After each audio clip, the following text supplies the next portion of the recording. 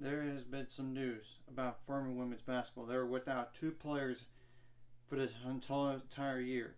Tate Walters, she was like a preseason all SoCon on player, and Navia Henley, that's the other one. So Walters suffered a torn Achilles, while Henley suffered a torn anterior cruciate ligament this summer. So to explain their losses, and I'll go into the numbers. Tate Walters is a 5'9" guard, 12.9 points per game, 4.5 rebounds per game, 4.3 assists per game, 1.5 steals per game, but does commit 3.3 turnovers per game. She shot like 69 for 185 on threes, 37.3% to be exact, and 75.5% from free throws, which 83 for 110 is that, and 3.2 fouls per game. Henley, on the other hand, is a 6-foot guard, 4 points per game, 2.6 rebounds per game, 0.5 steals per game, 1.2 turnovers per game, 0.9 fouls per game, 19 for 64 on threes last year, which is 29.7%, 18 for 25 on free throws. So I know for sure last year, based on the numbers, they for sure lost their top score from a year ago, and now they lost another one for a whole entire year, which is not good. Good thing. So luckily they bring back their third leading scorer from last year that's healthy, and Grace Van Ridge. Cindy James, I don't know if she's back. I got the roster pulled up. Nope. Actually, yeah, she's back. So that is helpful to bring back those two. So, yeah. Or went into Nevaeh Henley because apparently she was like the fifth leading scorer from last year. I mean, and that's not great in scoring. Grayson Boone, I don't know, she's back. Nope, she isn't. Kay Johnson is, I'm positive that she is. Based on that, yep, on the roster. Since I got the roster pulled up and with the stats along next to each other. Janae Outon and, yep, she's back, and Kennedy Greer is back. So, yeah, they still have some pieces. It's just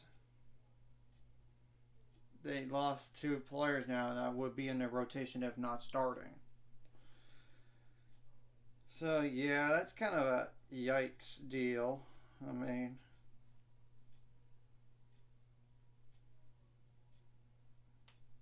Dre Sessions back, so that is helpful as well. So, as you could tell, they still have some pieces, and Katie Whitaker is back. I know she only played 10 games last year, but now she might be relying on more. And Pariska Skivi Koilia from Athens, Greece. She's back, so, and I apologize for butchering that last name. That's just naming some players right there.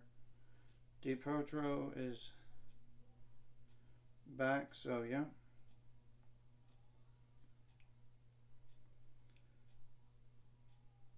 I guess not. So Dana Hill Mims, she is back. Yeah. So they return a lot. So, and yeah, Beatrice Mayo is gone. So they don't lose a lot, but still it doesn't help their cause because they're one of the leading scorers from last year is not going to play this year. They do have like Oriskin as a non-con game, Presbyterian, Gardner Webb, Stetson.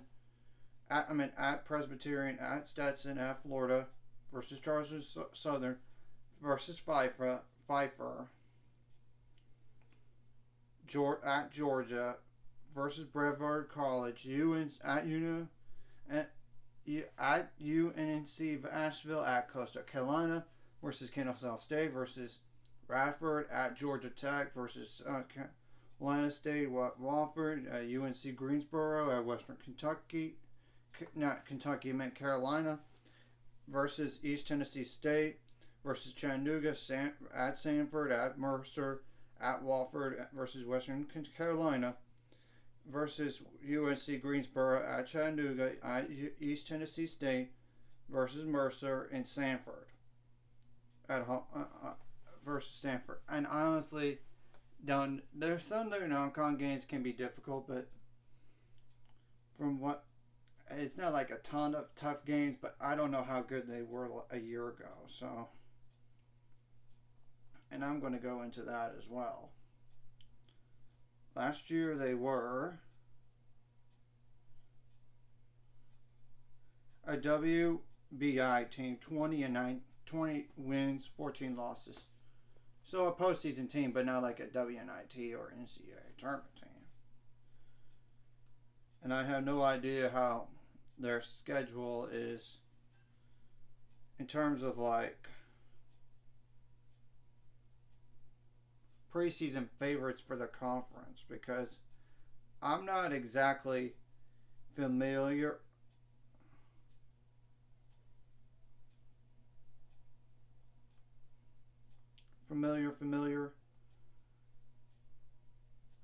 Oh, actually, according to the preseason media poll and coaches poll, media poll, they were picked second.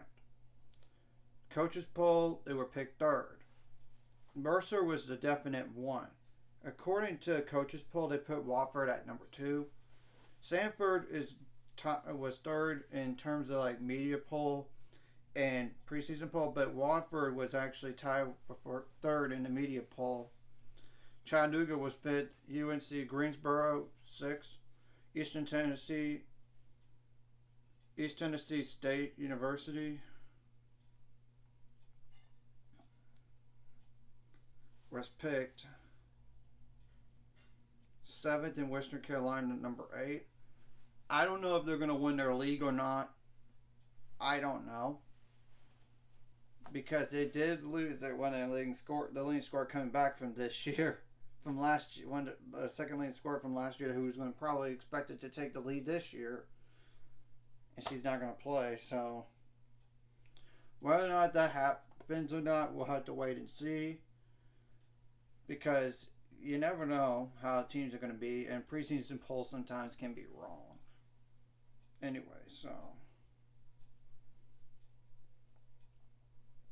and I'm pretty positive that they have a conference tournament, which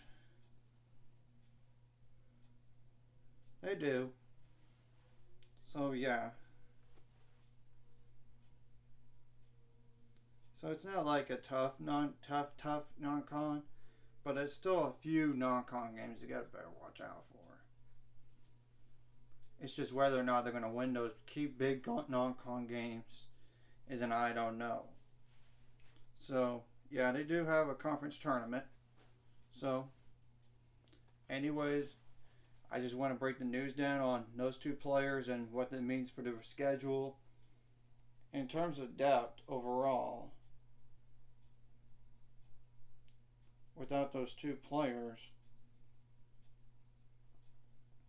I haven't gone into it, but it's 2 less players in terms of depth, and especially quality depth.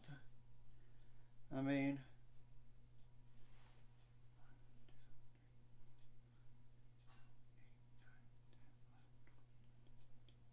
down to 13 players. You still have a lot of depth. It's not like it's not enough in terms of number of players. It's just the quality wise is down a little bit. I just like and subscribe if you haven't already. It's coming to 400 subscribers or more by the end of this year.